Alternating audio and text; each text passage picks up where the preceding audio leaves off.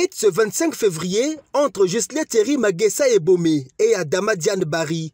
Des échanges entre le ministre de l'Enseignement technique et professionnel et la représentante résidente du Programme des Nations Unies pour le développement au Congo, axés sur une thématique aussi capitale, celle de la formation professionnelle des jeunes. L'agence onusienne est en effet un soutien du Congo dans l'accompagnement de la formation de la jeunesse dans leur processus d'autonomisation. Aujourd'hui, j'ai été reçue par Monsieur le ministre de l'Enseignement technique pour évoquer avec lui les perspectives de collaboration pour accompagner l'employabilité de la jeunesse congolaise. On s'est accordé avec Monsieur le ministre de dire qu'aujourd'hui, la fonction publique ou l'administration n'est définitivement plus la solution. Il faut plutôt aller dans l'auto-entrepreneuriat, dans l'esprit d'entreprise.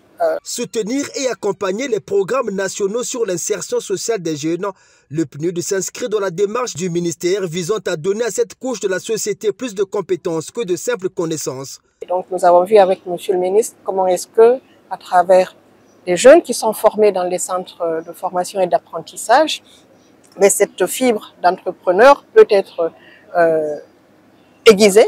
Comment est-ce que ces jeunes qui sont déjà détenteurs d'un diplôme d'apprenti peuvent être incubés à travers les programmes nationaux que nous accompagnons pour faire en sorte qu'ils puissent à très brève échéance disposer, être chef d'entreprise. Et parlant des compétences justement, Ghislain Thierry Magessa Ebomé a conduit son hôte ici au CFA des métiers de bâtiment, froid et climatisation. Une visite de terrain qui a permis à la fonctionnaire onusienne de comprendre le fonctionnement de ce centre, suivant les explications détaillées du gestionnaire de ce CFA. Donc un travail fait par la soudure et complété par la menuiserie, les tables bancs de l'Institut Polytechnique d'Oyo. Ça a été fait par nous.